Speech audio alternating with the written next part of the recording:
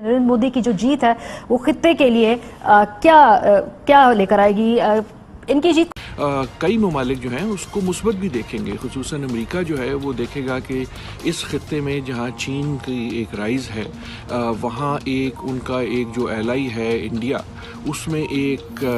Strong. लेकिन जिस तरह से पीएम मोदी तीसरे कार्यकाल में जीतकर सामने आए और ताइवानी राष्ट्रपति ने उन्हें बधाई दिया और उस पर उन्होंने जवाब दिया, ये कहीं ना कहीं दिखाता है कि चीन का वन चाइना पॉलिसी अब खतरे में पड़ता हुआ दिखाई दे रहा है। पाकिस्तान के हवाले से हम अक्सर बात करते हैं, पाकिस्तान की इकोनॉमी की प्रॉब्लम्स चल रही है जी, पॉलिटिकल इंस्टेबिलिटी चल रही है, सिक्योरिटी के मसाइल हैं, और है भी, ये तीनों है वैसे, मतलब अपनी तरफ से हम नहीं कह रहे होते, लेकिन बाज़ औक़ात ऐसे सिचुएशन नज़र आने लगती है कि पता नहीं कुछ ज़्यादा ही बदतरीन सूरत हाल चल रही है। अभी हमारे प्राइम मिनिस्टर शहबाज शरीफ साहब मौजूद है चाइना में 5 रोज़ा दौरे पे, और कह रहे हैं कि जी रिवाइव कराना है सिपैक को। यूएई में तो ऐसा लगता है यूएई वालों ने धावा बोल दिया पाकिस्तानियों के खिलाफ, धावा बोल दिया है कि जब तक हर तरह से नहीं भगा देंगे तब तक रुकना नहीं है। पहले आप देखो 15 जिले, फिर 20, फिर उसको बढ़ा के 23, 24, 25 कर दिया गया। वो जिले जहां से पाकिस्तानियों को नहीं, जहां के पाकिस्तानियों के ऊपर बैन है कि इन जिलों के तो नहीं आ सकते। फिर उसके बाद दूसरा कानून लाया गया कि भाई 5000 दिरहम नहीं होंगे तो फिर आप यहाँ पे आके नौकरी वोकरी करने, कुछ भी करने नहीं आ सकते। इससे सबसे ज्यादा इफेक्ट कोई कम्युनिटी हुई है तो वो पाकिस्तानी कम्युनिटी हुई, जो एक आदमी कमाता है और वो अपने साथ में 10-10, 20-20 को उठा के ले जाता है, और वो भी वहां पे कुछ ना कुछ छोटे छोटे काम कराते हैं, वो सबको इफेक्ट पड़ा है। अब पुलिस की तरफ से बयान आने लगे, और क्यों ना है, लॉ एंड ऑर्डर का आप देखो, सिर्फ वहां की बात नहीं, यूरोप में भी, अमेरिका में भी, ऑस्ट्रेलिया में भी, इस्लामिक कंट्रीज में भी हम देखते हैं सबसे ज्यादा कोई जेलों में बंद है तो वो पाकिस्तानी माइग्रेंट है, पाकिस्तानी मूल के लोग हैं, जो सबसे ज्यादा इन अलग अलग विदेशों की जेलों में भरे। मतलब कि यहाँ से जाके भी, ये नहीं कि वहां जाके थोड़ा मेहनत काम कर लें, कुछ कर लें, कुछ लोग करते हैं, मगर ज्यादातर लोग जो है ड्रग्स का काम करेंगे, प्रोस्टिट्यूशन का काम करेंगे, चोरी चकारी करेंगे, वहां पे गैंग वॉर करेंगे, वहां पे अपना नेटवर्क बनाएंगे, माफियागिरी, इन्हीं सब के चक्कर में हर तरफ से भगाए धुतकारे फटकारे जा रहे हैं। सिक्योरिटी लीडर का इमेज है, और मेरे ख्याल में आलमी सतह पे ज़्यादा उनको एक स्ट्रॉन्ग सिक्योरिटी लीडर की तरह देखा जाएगा। और इस वक्त जो है कई ममालिक जो हैं उसको मुस्बत भी देखेंगे, खुसूसन अमेरिका जो है वो देखेगा कि इस खित्ते में जहाँ चीन की एक राइज है, वहाँ एक उनका एक जो एलाई है। इंडिया ताइवान की जो पार्टनरशिप है उसे हम और तेजी, अब खेल यह है कि चीन और ताइवान के बीच बिल्कुल जंग जैसे हालात हैं। चीन ताइवान को अपना हिस्सा मानता है, जबकि ताइवान अपने आप को अलग देश। वहीं चीन लगातार दुनिया पर यह दबाव बनाता है कि वो वन चाइना पॉलिसी को मानता रहे, लेकिन जिस तरह से पीएम मोदी तीसरे कार्यकाल में जीतकर सामने आए। My sincere congratulations to Prime Minister Narendra Modi on his election victory. We look forward to enhancing fast-growing Taiwan-India partnership, expanding our collaboration, trade, technology, other sectors, and to contribute towards a peaceful Indo-Pacific. ठीक है, peaceful and prosperous free and open Indo Pacific जो standard policy है, वहां पर उन्होंने, मोदी साहब ने कोई टाइम नहीं लिया, लिटरली 5 मिनट 7 मिनट के अंदर रिप्लाई भी आ गया। थैंक यू साहब for your warm message, looking forward to closer ties as we work. India को थर्ड लार्जेस्ट इकोनॉमी बनाना है, वो इसको थर्ड लार्जेस्ट इकोनॉमी बना देगा। और हमने जैसे पहले भी बात की कि देखिए ये जो है ना, आपको पता ही चलेगा कि जब अभी मोदी साहब की ओथ टेकिंग सेरेमनी हो जाएगी, ओथ ले लेंगे वो, उसके बाद आहिस्ता आहिस्ता और बहुत सारे जो मेंबर्स हैं वो भी बीजेपी के साथ जुड़ना शुरू हो जाएंगे। ऐसे ही होता है, हुकूमत जब बन जाती है ना, तो ऐसे लोग के जो दूर होते हैं या साथ नहीं मिलते, वो हुकूमत बनने के बाद साथ मिल जाते हैं, ये भी होता है। तो ये बात कही जा रही, मैंने देखा कि लोग ये भी कह रहे हैं कि देखिएगा कि ये जो हो रहा है ना, ये 400 तक सीट्स पहुंच जानी है, आप देखते जाएं, हो सकता है ऐसा हो आगे। लेकिन मैं आपको ये बता रही हूँ कि जो नरेंद्र मोदी है वो इंसान नहीं है। फखर, असल में बात यह है कि देखें, ये मामला, कोई भी चीज ऐसे खुद तो खराब नहीं होती है, और इसमें सबसे बड़ा जो रोल होता है वो यही होता है कि आपकी अगर पॉलिटिकल स्टेबिलिटी है ही नहीं, और आपको इस चीज की अनसर्टेनिटी खत्म ही नहीं होगी कि हो कि आपकी हुकूमत अभी है, तो क्या पता 1 साल है या 2 साल है या 3 साल है,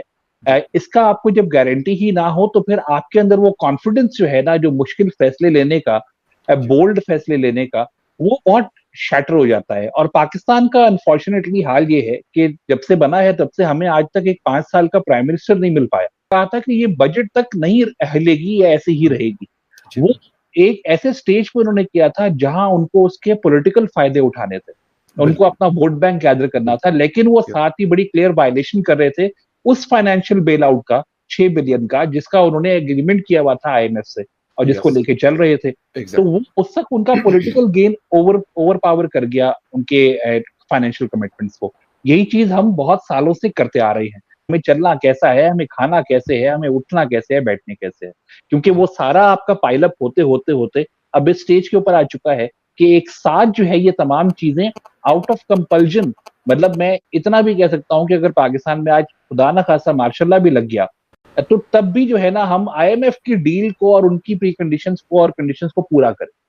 चाहे ये फौजी बात है। और यही वजह है कि ये हमारा बिगाड़ का बेसिकली एक छोटा सा समरी है, वो यही है कि ये अनफॉर्चुनेटली ये पॉलिटिकल इंस्टेबिलिटी ने और पॉलिटिशियंस के पॉलिटिकल गेन्स के को ज्यादा प्रायोरिटी देने को जो है वो पाकिस्तान को उन्होंने इस नहज के ऊपर ले आए हैं कि आज हम इससे निकल भी नहीं पा रहे हैं। देखिए इसमें इंटरनेशनल पावर्स का जो अमल दखल बहुत है। एक तो ये कि चाइना को काउंटर करने के लिए western lobby including directly United states जो है वो बहुत एक्टिव काम करती है। उनको one belt one road initiative से बहुत सिवियर मसला है और उसी को लेके ही जो है वो आपके देखिए कि अभी ये G20 समिट में इंडिया ने जो एक बहुत ही एम्बिशियस किस्म का जो अपना एक रोड मैप दिया, जिसको मतलब मैंने जब उसको जिसको जब मैंने ओवरसी किया तो ये समझ से बाहर था कि उसकी लॉजिक आगे निकलेगी क्या, क्योंकि अगर आपकी एक कंसाइनमेंट जो है वो पहले रोड से जाती है, फिर समंदर से जाती है, फिर ट्रेन पे जाती है। पाकिस्तान एक अल्लाह की तरफ से है कि हम एक ऐसी लोकेशन के ऊपर बैठे हुए हैं जहां से उनका फ्लैगशिप प्रोग्राम जो है, जो सिल्क रोड को पूरा उन्होंने कवर करना है, वो शुरू होता था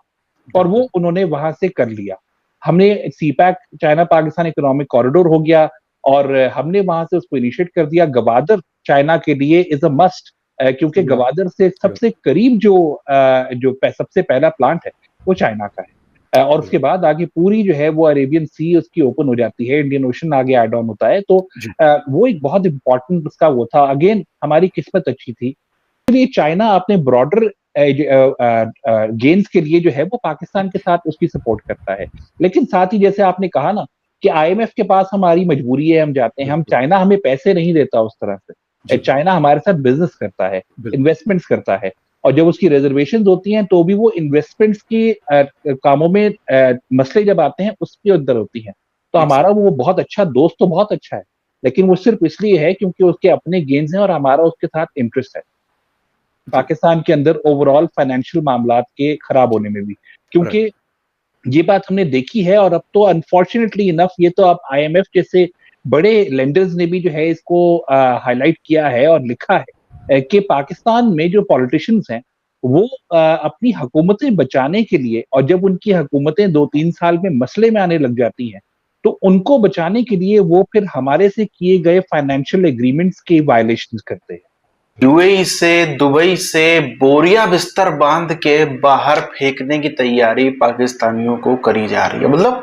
बाकी सब देशों का तो ठीक है, चाहे यूरोप हो, चाहे इस्लामिक कंट्री हो, अमेरिका हो, ये वो दुनियादारी, सबका समझ में आता है कहीं ना कहीं, पर यूएई तो कुछ ज्यादा ही तेजी से करता हुआ चीजें नजर आ रहा है। आप देखो यूएई ने तकरीबन अब 25-26 जिले हैं पाकिस्तान के जिनके लोगों पर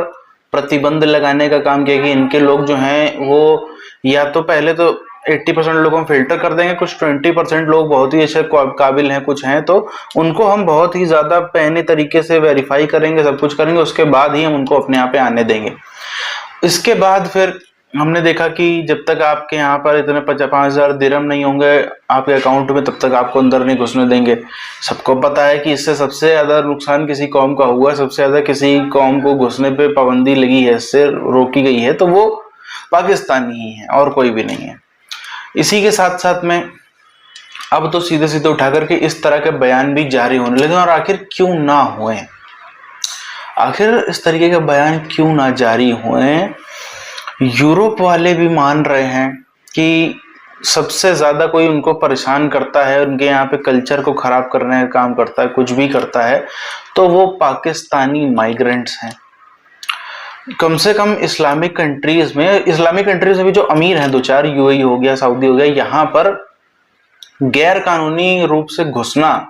पाकिस्तानियों के लिए एक तरीके से बहुत मुश्किल है, तो उसका मुद्दा कम है अगर उसके दरवाजे खोल दिए जाएं। तो जैसे यूरोप में ही गैर कानूनी तौर पर घुस जाते हैं, बाकी जगहों पे घुस जाते हैं, इस्लामिक कंट्रियों में भी कई देशों में घुस जाते हैं गैर कानूनी तौर पे, वैसा होने लग जाए तब तो फिर ना जाने इनको को देखते ही शूट एट साइट का ऑर्डर दे दिया है, देखते ही गोली मारने का ऑर्डर दे दिया है। इतना ज्यादा इनसे जो है सब कोई खौरियाया बैठा रहा, क्यों ना। देखिए भारत में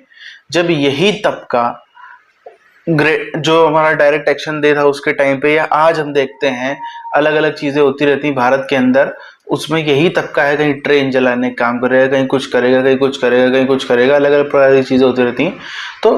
तब जब होता था भारत की सरकार को जो एक्शन लेती थी, कोई भी किसी पार्टी सरकार हो, तो इन्हीं इस्लामिक देशों से आवाज आती थी, नहीं नहीं नहीं हम बर्दाश्त नहीं करेंगे, गलत हो रहा है इस्लामोफोबिया।